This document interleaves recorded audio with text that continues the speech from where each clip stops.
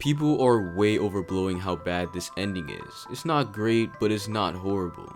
I wish the series was longer so we could iron out every plot point Gege set up and didn't pay off and explore more of the world. It definitely feels cut short or rushed, but thank you Gege. I've had a blast with this series. It was magnificent and I shall remember it as long as I live. This sums up my opinion on the ending to a T, but why is that? Let's talk about it. What's up guys, versus Gamblrr here, and in today's video, we'll be talking about the ending of Jujutsu Kaisen. I'll be going over my own thoughts, but I also asked you guys what you thought about the ending, so we'll go into that as well.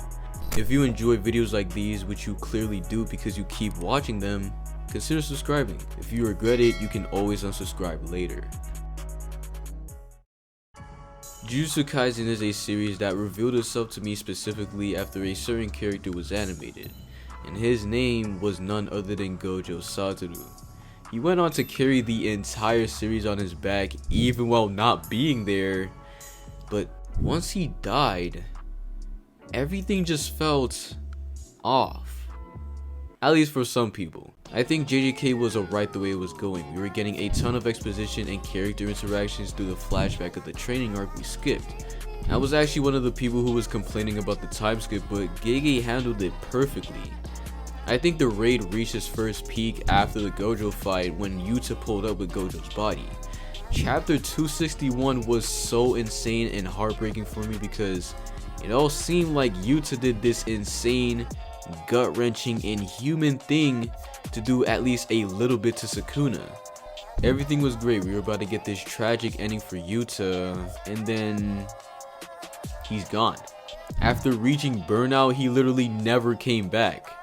This right here is what started my concern. Now, even before this, the Sukuna cycle, which I made a whole video on, was something that put a lot of fear in people's hearts about the ending of Jujutsu Kaisen. It was supposed to be the climax of the entire story, and then we just got the same exact sequence of events to the point where the fans could literally name it a cycle. I went over my thoughts again in the video, so do make sure to check it out if you want, but that was the beginning of other people's fears. I too took part in slandering JJK and what was going on week to week, but I didn't lose hope. And Yuta disappearing was definitely the start of my doubts. Gege gave this man an entire chapter about becoming the monster and all this crazy stuff, for him to fail to use Gojo's body correctly, then fire a hollow purple off screen, fall to his face and never come back. And beyond this, Gege continued to let me down, except for Yuji's domain expansion. And that's where I think it had its second and last peak. Inside the domain, Yuji tried to show Sukuna humanity. He tried to show him the humanity of someone he saw no value in. This chapter was beautiful, and I think everyone who read it would think the same, and at the end, we got Yuji and Sukuna threatening each other, so everything was lit. We got one chapter of their fight and we get a cool cliffhanger about Yuji's finger, but in between chapter 266 and chapter 267, we got the worst news possible. Jujutsu Kaisen would come to an end in 5 chapters. This was crazy news to everyone, but especially to me. I literally started the 100-day challenge because I thought Jujutsu Kaisen would go on for literally a year from then. And then all of a sudden I find out that it's gonna be ending in a month.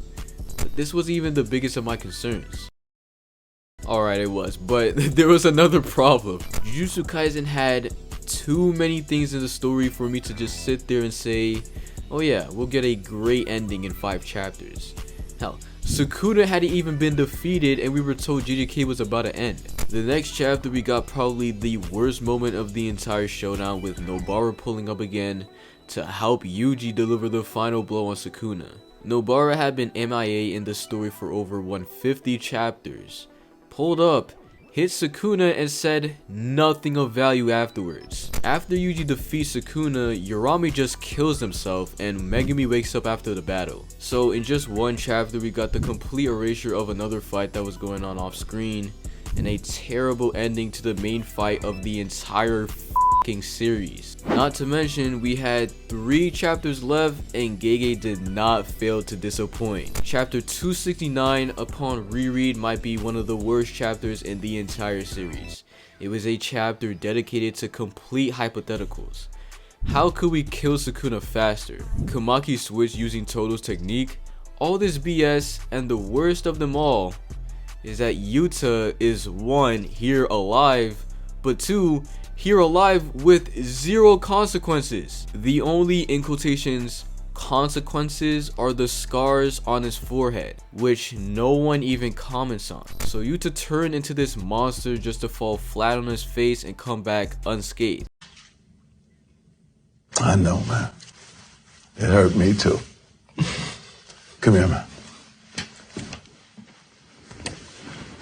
The cherry on top was that we were getting simple domain lore in the 3rd to last chapter of the series.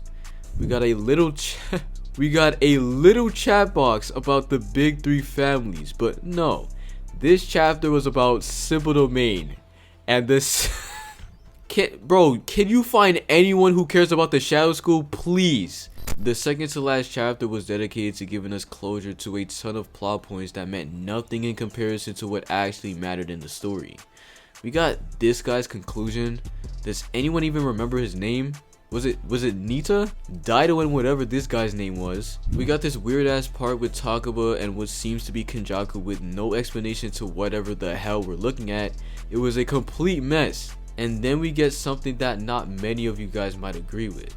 This final mission with the face changing cruise technique was actually fine with me. It gave us a last taste of what Jujutsu Kaisen was at the beginning of the story, and it actually felt bittersweet to read. Of course though, what boosted the ending for most people was the Sukuna part, which I also was on this boat.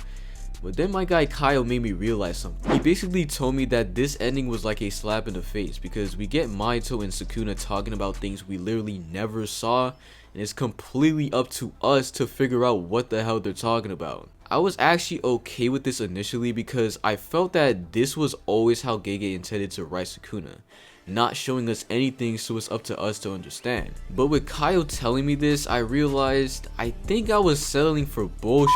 There was no way a character with dialogue like this wouldn't get at least a slight flashback. I like to remind you that there was only one scene from the Heian era, and it was from Yorozu's flashback. We don't know why he was the Fallen, we don't know why he was persecuted, we don't know how he got the switch from being persecuted to being worshipped like we saw in Yorozu's flashback. Nothing. And in the Sukuna scene we get things that make no sense. Who the hell is this lady? The only thing I liked about it was that Sukuna was going north. I love that part.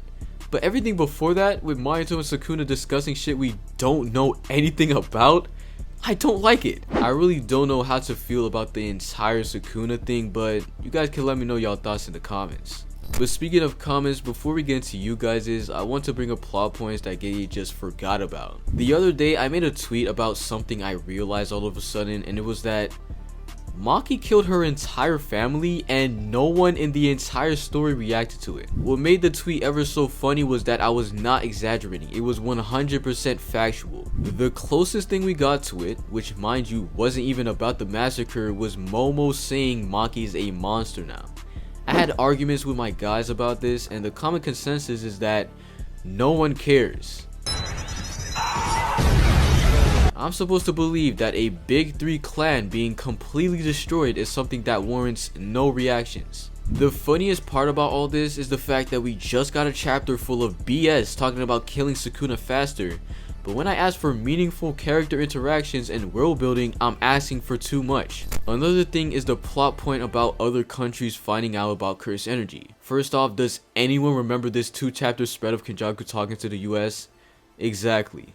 I was rereading JJK and completely forgot about this, and it was because we barely got any payoff with it. Basically, Kenjaku sold a lie to the US knowing he already told other powerhouse countries about cursed energy, and the goal of them was to invade Japan to take sorcerers for themselves. If this was all we got, I wouldn't complain as much because we did get the soldiers in the culling games. But what was crazy about it was that 2 chapters later we get an explanation on what it takes to become special grade. We find out that a special grade can overthrow a nation. So we just got a nation expressing their need for sorcerers, and then we find out what the pinnacle of sorcery can do, and it's related to nations. And we get nothing from it. Just a couple of cursed spirits killing the ones who invaded the culling games.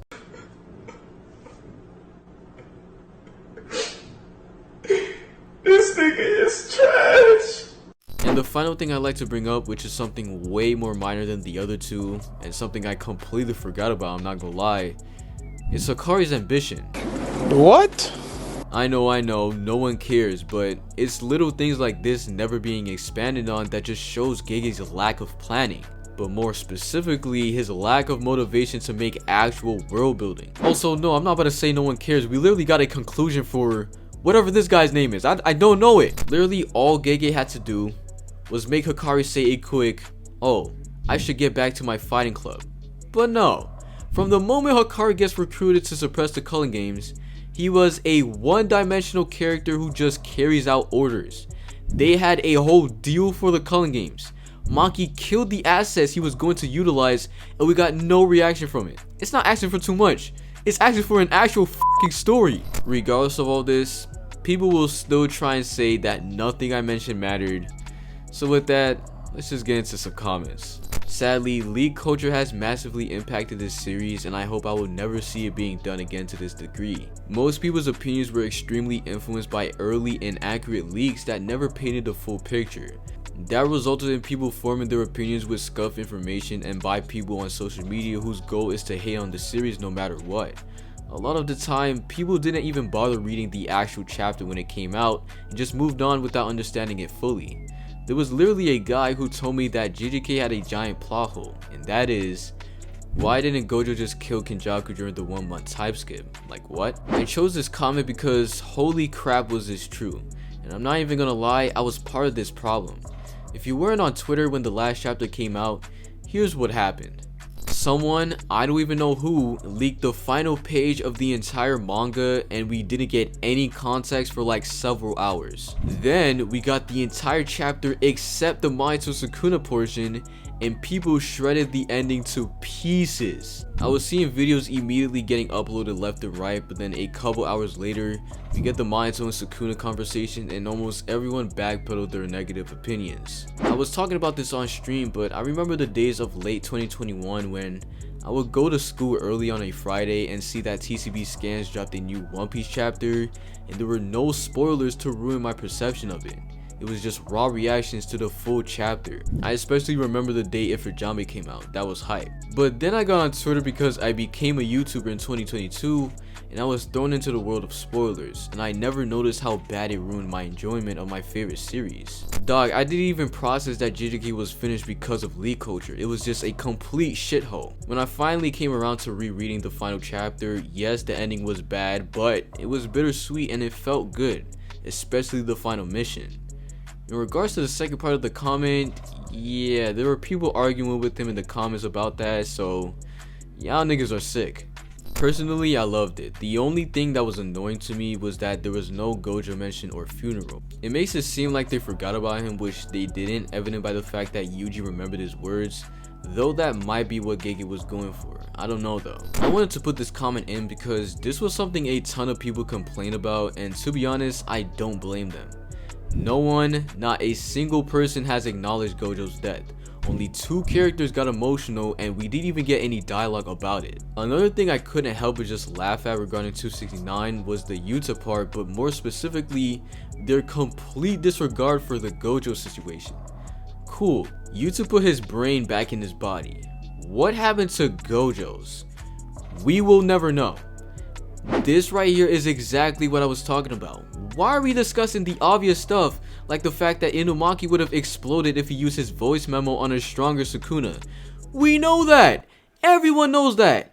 Where is Gojo? And for the final comment we've got, L ending. We didn't get to see Mahoraga whip out his Thraboraga and make Sukuna call him Divine General. Man, what the fuck?